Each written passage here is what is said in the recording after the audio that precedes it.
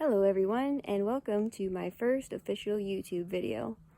I'm hoping to make a series out of this to help teach you the basics about maintaining your vehicles, because the best way to reduce your costs on repairs is through prevention and inspection. If you catch those things early, things that are wearing down or things that just aren't right, you could save yourself a lot of time, headache, and money. I'd also like to take a moment real quick before we get started to thank you, because you made the decision to click on this link and view this to begin with. So this first video is going to be checking out your fluids, your air filter, and other maintenance items that you might see under your hood. Let's get started. The vehicle that I'm going to be demonstrating this on is a Toyota Tacoma. Now each vehicle model and each manufacturer does everything a little bit differently. So you might notice that some of the things I'm pointing out are in different places on your vehicle, but they all have the same basic components. So everything that I'm going to show you on here will also apply to your vehicle. We're going to start on the driver's side by the firewall.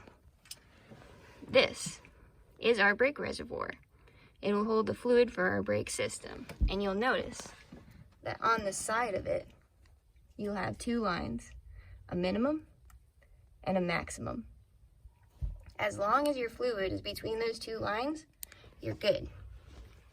If you have trouble seeing it, sometimes you can shake it a little bit, make it wobble. If you still can't see it, if you shine a light, if you take a flashlight and shine it down on it, it'll make it a little easier to see where that level is at. You'll also want to make a note of the color. Brake fluid, when it's brand new, is going to be a slight yellow color, almost clear.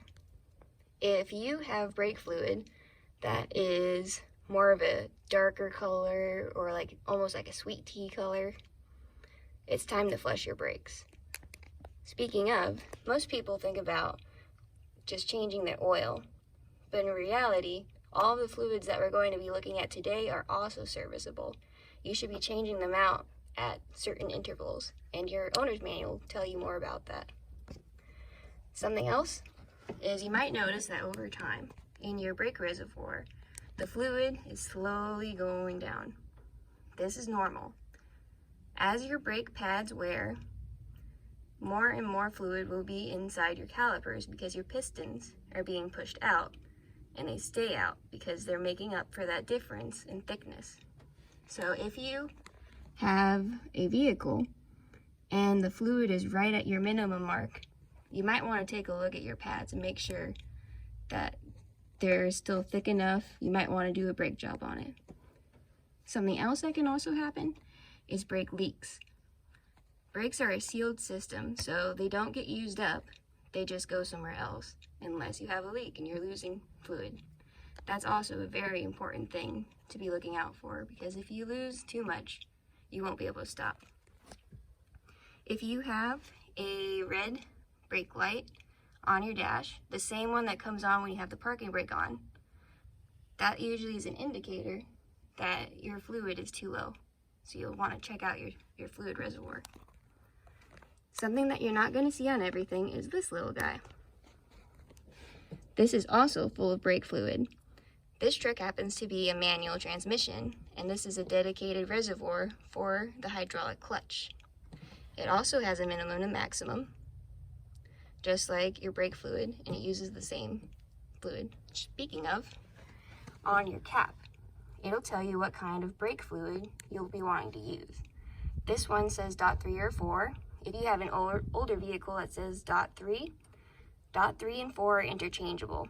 You can use either one on your system. You might also find .5.1.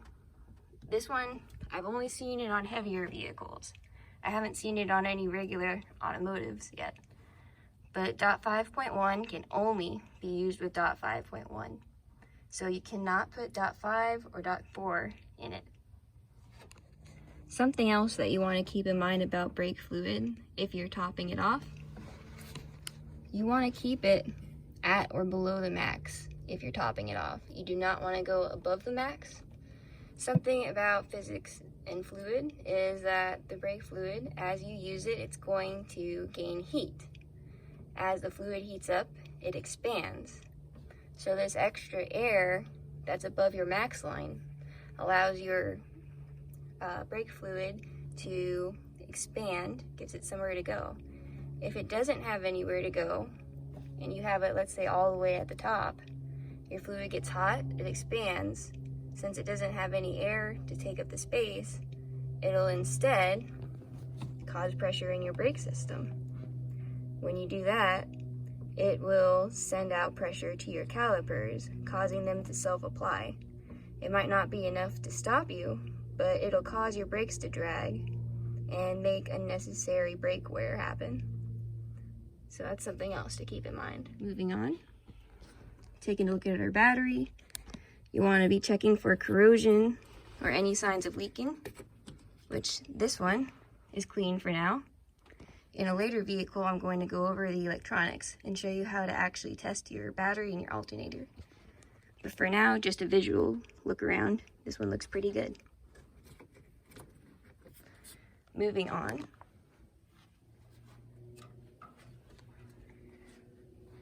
Over here, we have a coolant reservoir. Now this falls under everything's going to be a little bit different depending on your vehicle. On mine, the coolant reservoir is just an overflow, so this one does not build up pressure. This cap is for your radiator, and if your vehicle is hot, it's going to be under pressure, so you do not want to open it. If you do, you could risk severely burning yourself. You'll have coolant spraying everywhere. It's just not a good idea. Make sure that your vehicle is cold before you open anything like that. This one, it has a mark for when it is low. So as long as it's above that low line, we're good. Each vehicle also takes a different type of coolant. So you want to check your cap if it says it on there, or in your owner's manual if you need to top it off. Some vehicles will have a pressurized jug. So like I said, this one does not build up pressure, but a lot of them I know, like on Chevys and Fords and others, they'll have a cap that has pressure on it, but it's plastic. That is also another one that you want to be careful of. You want to check your coolant when it's cold, and you don't want to open it when it's hot. Something else about coolant and why we have a rated pressure for it. We already talked about on the brake fluid, how when the fluid gets hot, it expands. Well, your coolant, when it cools your engine, it gets very hot. It can be around 200 degrees. It just depends on what your engine's designed to run at. When it increases pressure, you're actually raising the boiling point of your coolant. So your coolant will have a better ability to keep cooling your system. It won't bubble and turn to a gas and reduce its cooling abilities. So that's just a little fun fact right there. Checking your power steering fluid. So if we take a look, this one has two sets of lines for a minimum and maximum. On this side over here, we have our cold minimum and maximum. And on the other side, we have our hot minimum and maximum. As I told you with the brake fluid, as it gets warm, it expands. So this is the reason for the two different lines.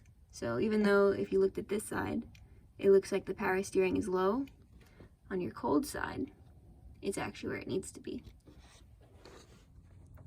For your power steering fluid, some of you might not have a see-through reservoir like this one. You might have a sealed metal one. And when you have a metal reservoir, your cap will also function as a dipstick. So you'll be able to check your level on that. And I usually like to check it when it's running. That way everything's circulating and you'll get a more accurate read on how much is actually in there. Different manufacturers use different kinds of power steering fluids. Some of them will just use the generic power steering. Many others will use the same fluid that's in the transmission. They'll use a transmission fluid in it. So check your owner's manual before you top that off. washer fluid. Not everyone is able to see the level that their washer fluid is in at. This one, everything's pretty open, so you can see, still got plenty.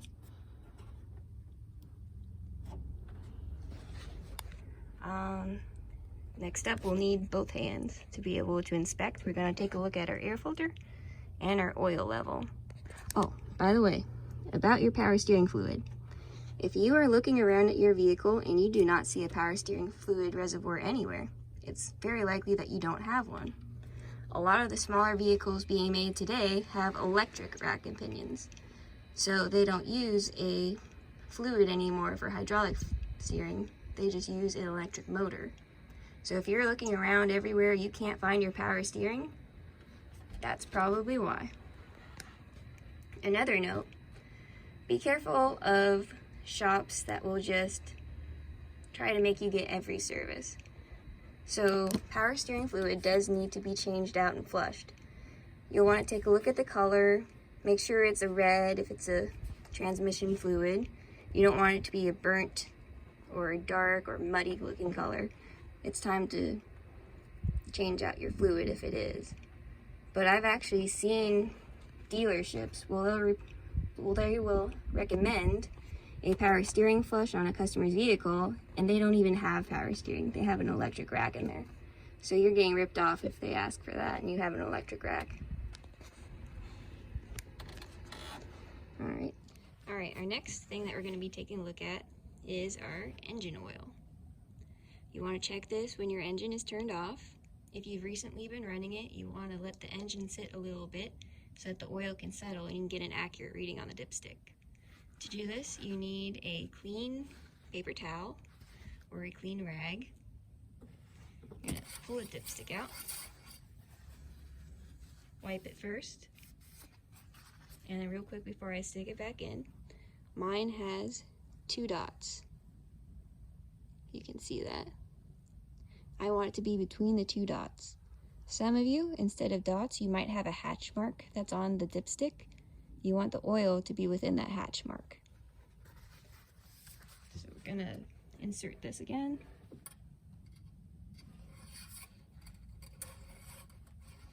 Bring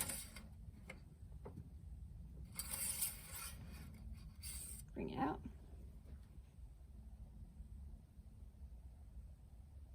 And you can see mine is actually a little bit over.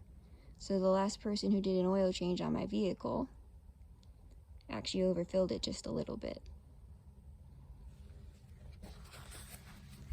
Now, having your oil overfilled, if it's just a little bit, it's not going to hurt anything, but you don't want it to be too far.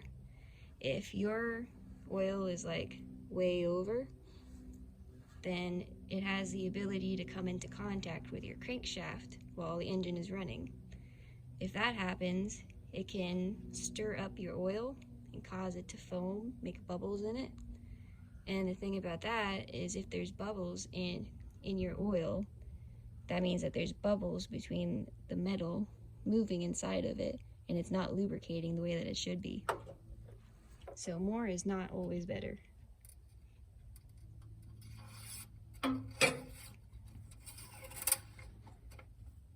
In this box here, we have our air filter.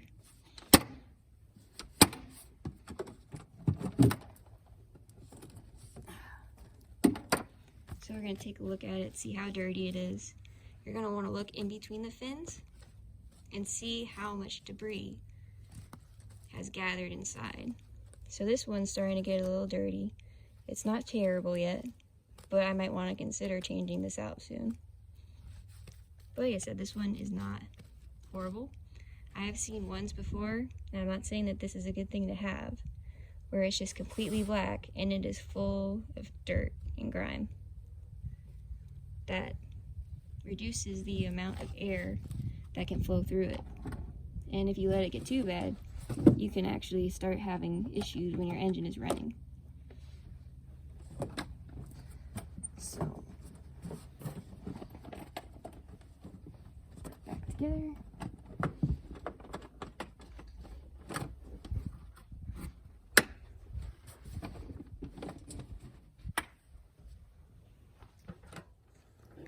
One thing I forgot to mention about your engine oil is that your cap will be clearly labeled.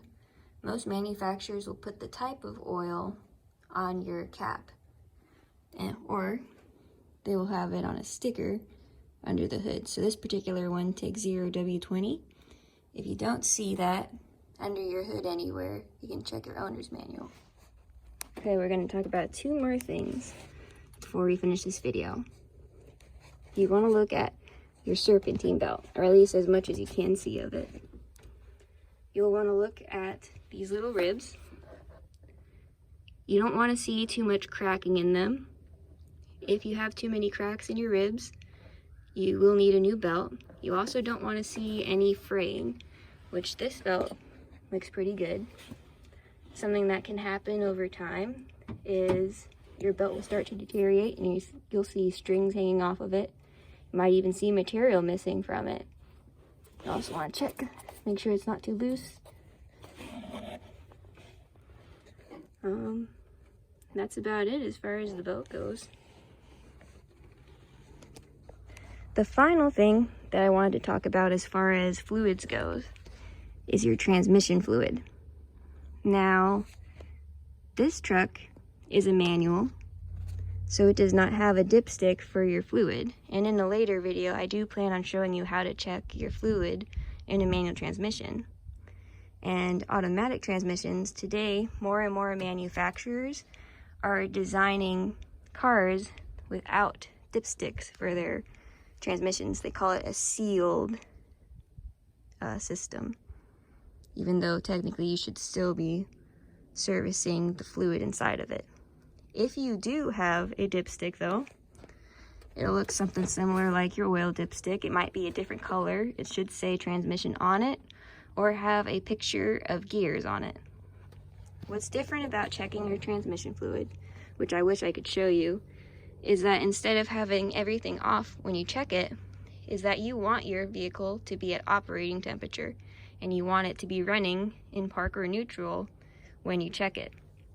If you don't do that, you will not get an accurate reading of how high or low you are on pressure, on level. And that about sums it up. Thank you for watching.